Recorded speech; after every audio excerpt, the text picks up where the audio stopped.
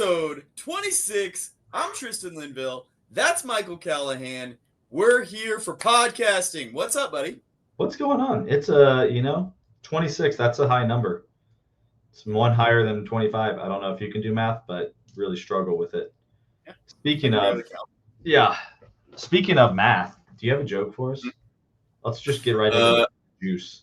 I don't know how that's related, but I do have a joke. Yeah, I wonder how many people watch the first 3 minutes and then just peace out. It's probably the best 3 minutes. Jokes are really good. All right. I made this one up myself, so don't say it's bad if it's bad. Yeah, kind of. So there was a Snickers bar that went to a country music festival, and then it got eaten. And so, like, what kind of music is into now? I don't know. Well, he's a rapper now. That's really good. Thanks. That's good. That's all I'll say. We should probably introduce our guest. Absolutely. Who's our guest? Yeah. So let's get on with the good part. This is the second edition of the C-Suite Central mini-series. So we're bringing on the CEO of Chemring Energetic Devices, Mr. Morri Leland. What's up, buddy? Woo! Time to have some fun. What's up, water cooler? This guy's good. Morri, that was excellent. That may have been better than Tristan. I couldn't do it quite like he does, but I wanted to give it a little something. That's why I don't do it, because I can't either. That takes so. There's lesson Morri, number you're one. In the background. You got to know your skills. That's know true. Yourself. Know your skills. There's lesson number one. There's some emotional intelligence there going. Was the joke halfway chuckle worthy? Is what I want to know. No. Okay, that's fine. That's funny. So Morri, he's snickering. He's snickering. That's cute. So Morri and I met last year at a trade show. We figured out we both used to work at Lockheed Martin, and now I coerced him into coming on to this wonderful podcast. So Morri, can you just tell us a little bit about yourself, what you're doing nowadays, and we'll get this fun started. You bet. Well, first, thanks for inviting me. We do have more in common, but I'm going to get to that in a while. So we met at a aerospace and defense event last year. I am the president CEO of Chemring Energetic Devices, which we are a manufacturer of things for space and missiles and aircraft, some safety items. We're basically a mid-level supplier. We're part of a larger corporation called Chemring Corporation, which is headquartered in the UK. But we operate here in the US independently under what's called a special security agreement because we do defense work in the US. So we're kind of at an arm's length from our parent in the UK. Headquartered west of Chicago, about 20 miles. Got a few hundred people here building some very cool things that go into space and aviation, et cetera. That's awesome. Amazing. And that's a great start. Now give me Morri the man. Who's Morri the man? Morri the man, the myth, the legend. That comes from my background. I would say something like that. Hey, I started out I won't go all the way back there, but I started after college. After the U.S. Naval Academy, I spent a career in the military, flying jets off of aircraft carriers. You can see one of them there in a little bit of piece of amazing. So I was a Navy pilot for a career, spent a full career and finished that 24 years or whatever, flying jets around the world, did my combat time. After the Navy, after my first retirement, I went into aerospace and defense and worked with a couple of companies, mainly Lockheed Martin, where I started out as a junior nobody and worked my way up through the chain to a fairly successful time at Lockheed. Split time between Lockheed Martin Aero, which is the aviation part, and Lockheed Martin Missiles and Fire Control, which is self-explanatory. But those are two of the big divisions. And yes, Tristan used to work there. So we didn't know each other then, or I might not be here right now. I'd have to think about that. But we both spent some time there. So a dozen years or so working my way up through the ladder. I had some really great mentors and had a good time. I retired a second time to go do a startup in telecom where I live in North Texas, and I had some friends. We got together and we did a telecom startup, a wireless service business called Patriot Mobile. We started with 6 people and a dog in one room, and we took it to when I turned it over to my COO, it was about a $30 million operation. Wow. It's much bigger now. How many dogs? The dog stayed. It was my partner, one of my partner's dog. He was the CFO. I was the CEO, but it was a true startup. I mean, Patriot Mobile was a labor of love. If you've ever been in a real startup, it's very different than being in large aerospace and defense. But I stayed there a few years until we got to a couple of milestones we had agreed on. And then I stepped out on sabbatical. I still own part of it, but I don't work there anymore. And then I wanted to get back to my passion, which was aerospace and defense. And so, long story short, I ended up at Kemmering Energetic Devices here. So I'm back in aerospace and defense, working on really cool things. You know, when we first met, and you mentioned you were a pilot, and for those of you guys that don't know Morri, you're pretty tall. I mean, 6'4". Yeah. I used to be until the jet got me, and I'm a good solid 6'3" now. That's what I'm saying. Like, you're a big guy to be climbing into a fighter jet, dude. Like, is there a height? This is totally random. Is there like a limit where you could be too tall, like a 6'8" guy? Yeah. And what they do is they've done this for decades, like me. Yeah. They measure you in different ways. Total height is one thing, but they measure your sitting height, and they measure from your back to your knee, and this combo of factors, because there's some jets or helicopters or planes you can't sit in if one of those parameters doesn't work. Like in a jet, it's not just really height. One of the big things is like the distance from your back to your kneecap, because some ejection seats, if you ever ejected out of them, if you're too long, it breaks your legs. There's things like that. I was kind of at the limit of the combo of factors for sure. I'm probably way past the weight limit now, but I was at the height kind of combo limit back then. But yes, when they did the measurements, I was kind of stooping down and sitting in my chair and trying to look small. But yeah, there are limits. That's pretty interesting. I didn't ask you that the first time around we ever met, so I'm glad I did that now. He was in awe of how tall you were. Wow. Tall, but that's where I come up with things like the man, the myth. If you're a single seat strike fighter pilot for a career, we're not me, but some of them are known to have some ego, so they talk about themselves a lot, and that just slips out every now and then. I apologize. There may not be an answer to this, but I have to ask: what's the coolest thing you've done in a plane? Or what's the best story?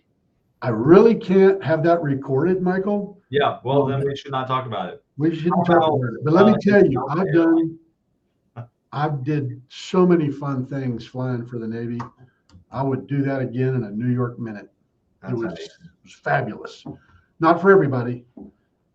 Yeah. But it was. Yeah. I mean, I'd say launching off of a boat's probably got to be pretty cool. Hey, launching off in the daytime is like going to the ride at the fair. Landing in the daytime is a heck of a lot of fun. It's the nighttime business that perhaps isn't quite as enjoyable. You can get to where I won't use the word proficient, but you can get to where you're almost proficient, but you're never comfortable at the ship, particularly at night. It's pretty intense. I feel like it's dark. Some ERP talk right here. It's that's okay. That's not why you called. You just asked about. That's more like even in stories here. I've got stories, dude. I've got some stories, but some repeatable. Flying at night is like year 6 of an ERP and still trying to figure things out. How about that? Tell you what, you train, you prepare. I don't care how many simulator rides you do, how many practice runs you make at a runway. The first time you're going down the chute at night to an aircraft carrier, there's nothing that can make the pucker factor go higher than that. And I've been shot at more than once. So I can tell you, Yeah. there's nothing more intense than that trip down the chute to the aircraft carrier at night. That's I great. can only imagine. That is nuts. I've It's a good thing never. to have- It's a good thing to have done, Tristan. It's a good thing to have done. Sure. Yeah. Sure. Not to do again. Not at this age. No, sir. No. Well, this is awesome. And a lot of this, you're obviously very passionate about aerospace and defense. We know I'm passionate about aerospace and defense. Michael likes it as well. Believe it or When not. it comes to kind of being in that field and then kind of going up the ranks to leadership, I mean, how do you take your kind of military leadership into your manufacturing, your startup leadership, and kind of what's your motto or your mantra when it comes to leadership for running business, making sure people are taken care of and so forth, because that's something you're responsible for. It's a good philosophical question, Tristan. I'll compliment you on that one. And obviously, many books have been written about that too. Tons. Not by me, but there's a few factors that come into play. And look, Yeah. I've been a CEO of a startup, and I'm in the charge of the company now. But it's a stop. It's not a stopping point, but it's just one portion of a lifetime career, right? Not everybody starts out there. Not everybody ends up there. It's different for everybody, and everybody's journey is different. Not everybody should be or wants to be, thank goodness, a president or a CEO. It may not fit. To get to the leadership and that part of it, it really starts with some self-study. It really, really does. Whether you're in the military or not. I mean, the leadership lessons I got in the military applied in the civilian sector, although a lot of people in the civilian world don't know that. They think the military is yes, sir, no, sir, no vote, just following orders. They really think that. Yeah. I had far greater leadership lessons in the military because you actually don't have as many levers to pull. Right. You don't control somebody's compensation. You don't control their paycheck. You don't control their vacation. You got all these things in the civilian world, these other factors.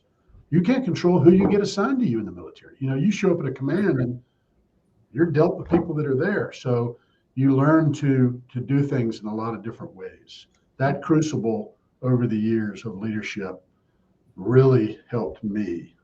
And believe me, there were some learning points. I made every mistake you could think of and still make some. Each step was a different phase in the learning. Some people are slow learners. It takes a while. But if you aspire to do that, you really have to expose yourself. You got to do your self-study, but you got to expose yourself to those opportunities and those tests, those crucibles, those opportunities to excel. Because it doesn't come like that. It's not natural. Some people are more charismatic. Well, that's not leadership. That is personality trait. Some people are clinical in their thinking, and that's great. Some people have to work on that. Some people do numbers real easily, and some people do the soft stuff real easy. I mean, you're talking about an infinite number of variations. So my journey was my own, and each stop or each transition point was for a different reason. So look, Michael's tired because he's got kids, right? He's wearing himself out. Somebody else may be tired because they went and played golf all day and they have no kids. That's true. Right. So that example is, are they going to make the same career choice for what they want to move on to next? Well, maybe not. One's a golfer, one's not. One's got kids. One's open to moving, one's not. One needs more money to pay for college, one doesn't. Yeah. It's all just gets to be a lot of factors involved. Yeah. I guess when it got down to it, I was told this by a mentor early in my Navy career, and I've carried it through kind of the same all the way up till now. My wife and I are part of the agreement. We kind of approach it like this.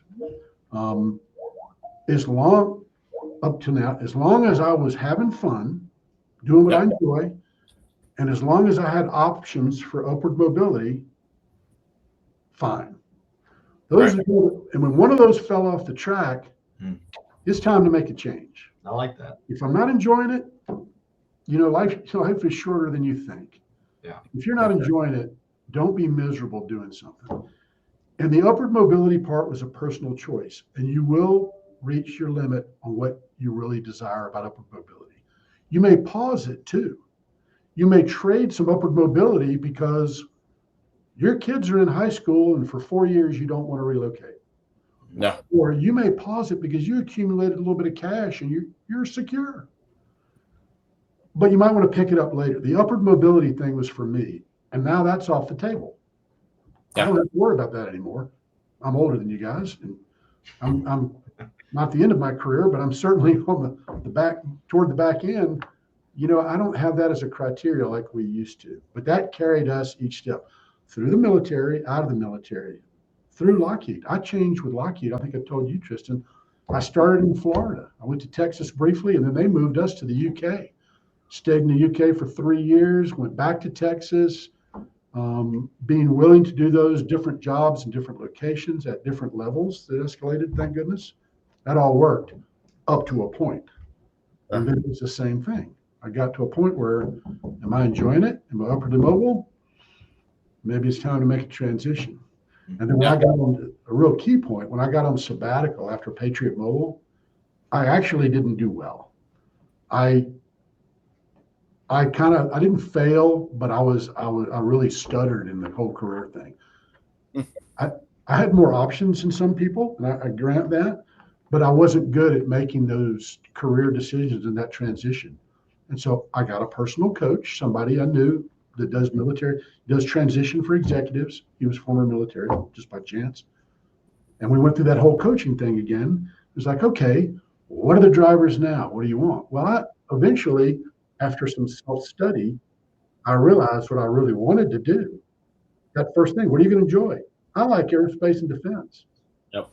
I can talk to you about wireless service and cell phones and towers all day long. Yeah. But it didn't get me up in the morning. Right. Not the same. I mean, but for some people, that's like, I love that stuff and that's great, but I didn't want to go back into that. I was like, yeah, I'd rather go back and talk about missiles and going to the moon. So after I did that and I reached back into found what I really wanted to be involved in, then it was a much tighter circle of deciding what's next and what factors. That's a long-winded response to what you were talking about. It's just leadership, but it all comes into it. Now, when I've got people here at my company, and when I talk to them, it's the same thing. I give them the same lessons. I say, look, you're at this point in your career. Everybody wants to grow. Yeah. Everybody wants more money. Mm-hmm. Sure. But some people aren't willing or don't want to make the trades, and that's okay, as long as you're upfront about it. So if you can talk about that stuff, I guarantee you that's part of leadership, just that, being able to communicate that, being able to share that, and walk the walk. That's probably a good lesson right there. And I didn't even write a book. And you should now. You should. That's pretty good. I feel like we get in this, and it was like the nuggets were there. That's some wisdom right there. Some scars and some wisdom. Scars. I mean, I think, also the upward mobility aspect kind of applies to business as well. Like a business has to kind of look at itself and the board and the C-suite and the management and figure out, hey, do we want to keep growing at this steady pace? Do we need to make a change, make an acquisition? What's the goal? I mean, it kind of applies to the greater on a macro level as well. Definitely. So when it comes to that and kind of in business there, I mean, what would you say, like this, we talk a lot about enterprise technology. Yeah. That's one big thing. That's kind of what we do for a living. When do you find is that inflection point for that business that it's like, oh man, we've been running the same system for 20 years.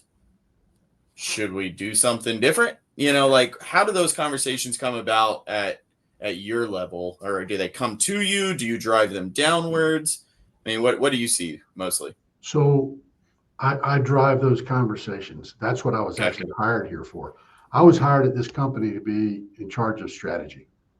Right. There's a long backstory about where the company was before and where they thought about going. They didn't have the people who spoke this language, but if you get to a words of inflection point, and how do you make the decisions?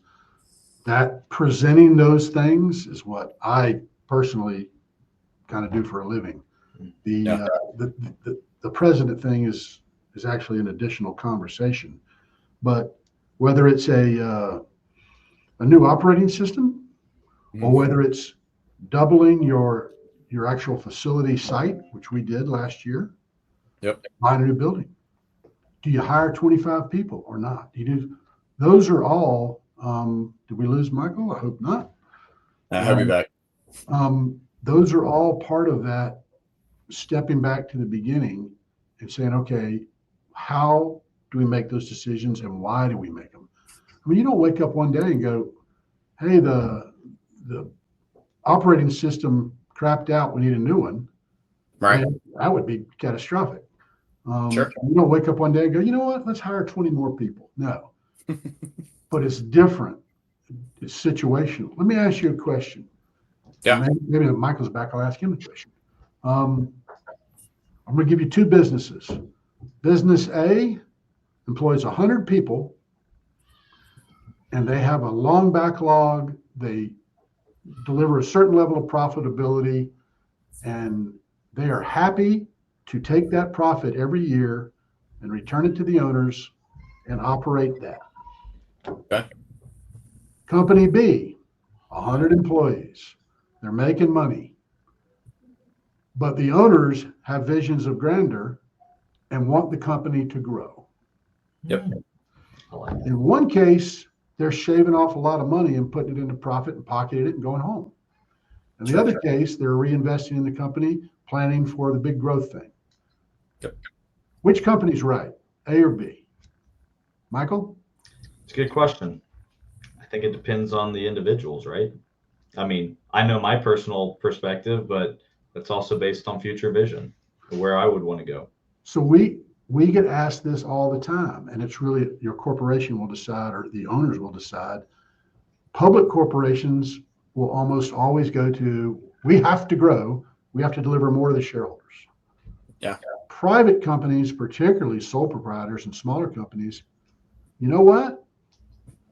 It's a good I'm thing. going to own this company for 20 years, and I'm going to take as much money out of it as I can. Yeah. And we're highly profitable.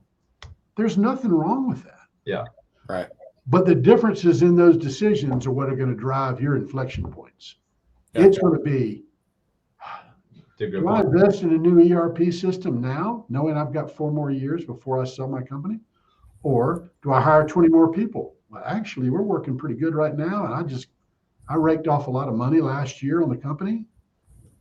Nothing wrong with either case. Both of them are perfectly acceptable, but you got to know what your purpose is. You got to know what's driving it.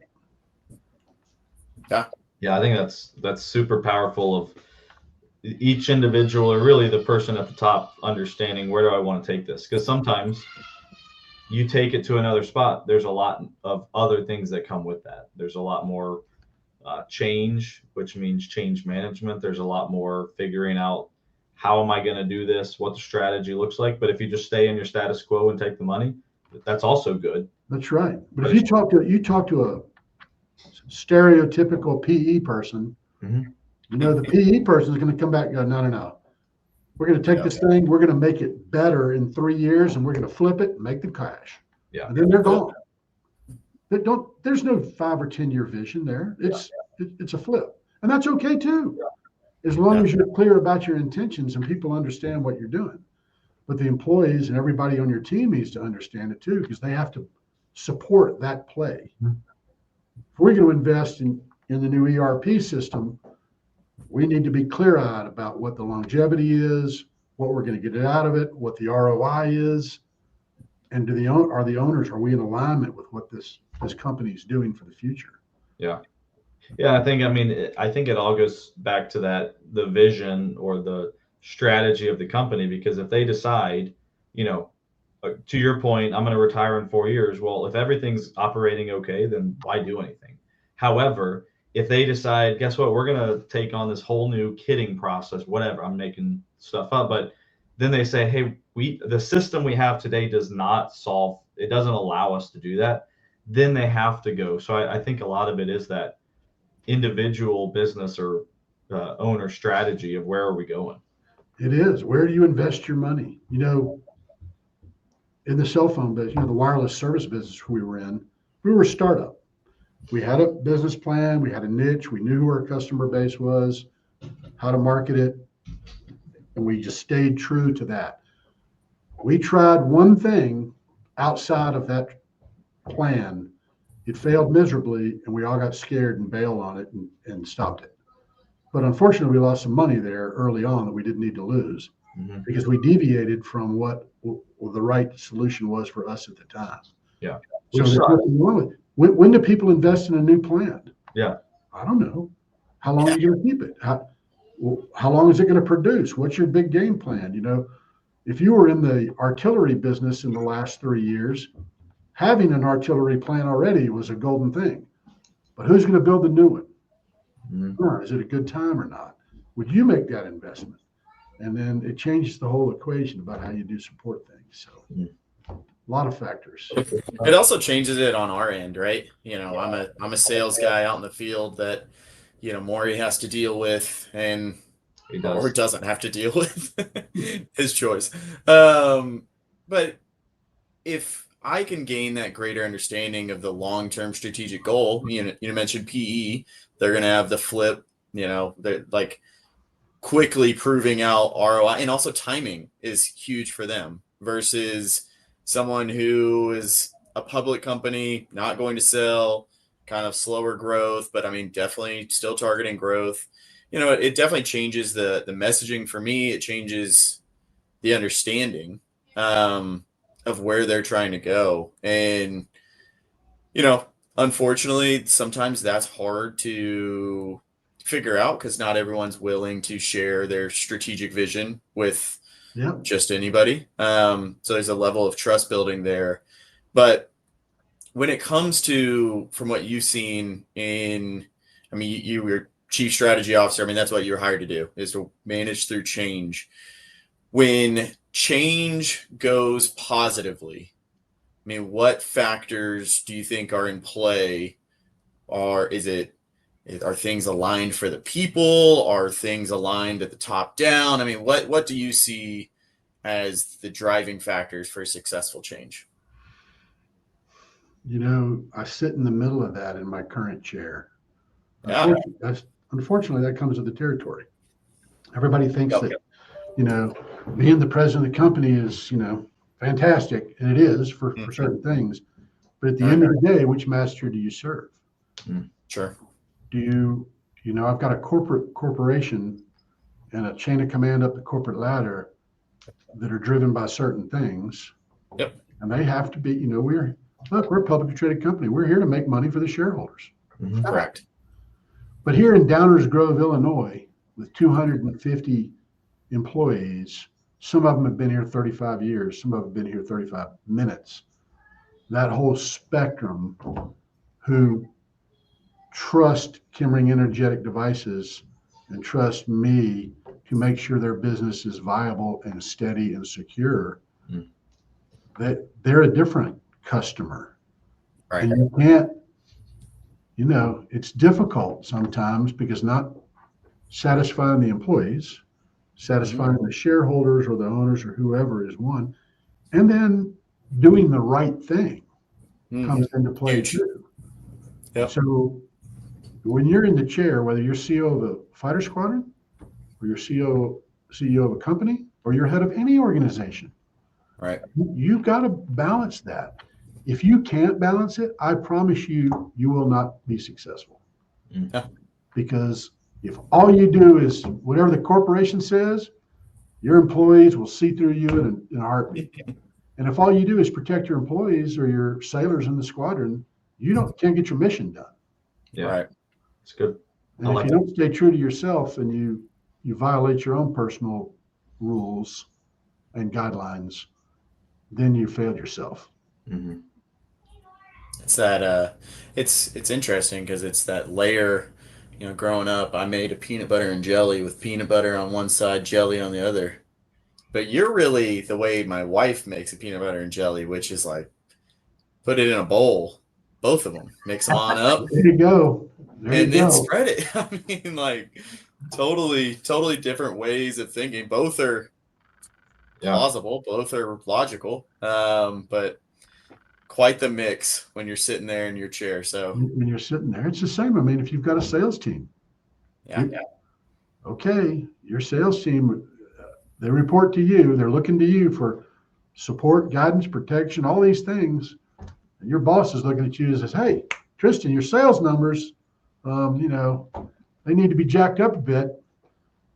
Yep. Just magnify that as you go up the chain, and the issues generally get weightier, but it's the same principle. Yeah.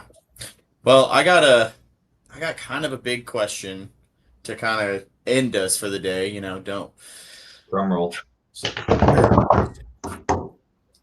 You see a lot of things on the internet right now. Yeah. Of pilots flying in the sky, and you see these little, very fast-moving tubes that can move laterally all over. Have you seen anything a little weird in your days of flying out there in the great skies of the world? Absolutely. Oh no! That's amazing. Unexplainable things. I've seen some, yes. Okay. But I can't explain them. If you're looking for a new video or something like that, I don't have it. But I saw a couple things that just to this day I don't know. I shake my head and go, I don't know what that was. That's pretty cool. You see them on the internet, and pilots nowadays got their cell phones up there, and they'll capture them. I'm like, whew. Yeah. So I'm a little older. Cell phones didn't come around till later, and some of the things I saw, I didn't have the recording equipment they do now. Let's just say. Yeah, absolutely. That's why he started the company he did. He's like, look at this. Partly. That's it. All right, but I got one last question for you. I know we got to wrap up. I got one last question for you. We've been on here for like a half hour, and we haven't even had a chance to talk about the University of Georgia Bulldogs. Go Dogs! How'd you know? I'm like, come on. I try to reserve my pride, dude. But it was a rough couple of years. The last 2 years, we didn't win a national championship. Listen. You're not old enough yet, Michael, but Ruff is not losing the national championship. Oh. Ruff is putting your child through UGA for 4 years, and you have to foot the bill. That's the rough part. Oh, you're a fellow Georgia. There we go. I'm not. But my son graduated last Friday that counts from Terry School. That's awesome. Yeah, congratulations. Really cool. Yep, thank you. Terry School graduate last Friday. I told everybody last Friday I got a pay raise. That was the big deal. Fellow Terry grad right here. Happy about it. Loved it. He loved his 4 years at UGA. It was fantastic. His 4 years were a lot better than mine. I'll tell you that from the sporting. Well, they had two national championship years and 2 really good years. But it was going to the stadium, which I talked about in a previous podcast. Going to the stadium and between the hedges, and 55,000 people at the graduation ceremony. Wow, it was impressive. Yeah, my memories of college football were we got really excited because we thought we won a game, and then we got a unsportsmanlike conduct, and then with 5 seconds left, the team threw a pass and kicked a field goal, and we lost the game. Yeah, that's what I remember. But still be a fan. Your son got some really good years. That's awesome. We'll have to connect. He was a rock star. I mean, we're not going to talk about Florida State right now either, so let's just leave it at that. Okay. Sorry, Tristan. But the Braves behind me, they do the tomahawk chop as well. That they also I just thought I'd throw that in. We had more in common than you knew. That's amazing. I love that. See that? I think life is about connections and finding connections with people. If you can do it, it's a really important thing because everyone wants to know how. I think we're all really closely connected somewhere. Hey, you guys are in sales. You get it. Yeah. I'm not the sales guy. I just tell people how it works. Yeah. Well, okay. He's basically a sales guy. We're all in sales. We're all in sales, man. Very true. Whether I'm selling to my board or selling to my employees or selling to my spouse constantly. Yeah. I mean, we're all in sales one way or another. And what do? You listen, like Tristan was talking about earlier, listen, find that, what is the customer about? And then find the common points to start the conversation. That's exactly right. Well, Yep. Whenever you want to get back in a plane and bring someone up, I will volunteer. Okay. There's only one seat you might get, I still unfortunately. trust you. That's it. Love it. Well, Morri, we appreciate you joining today, and it's good chatting again. So, as always, everyone, drink your H2O, and hope you enjoyed the show. Episode 26, logging off. Thanks, guys. Thanks, Morri. Thanks.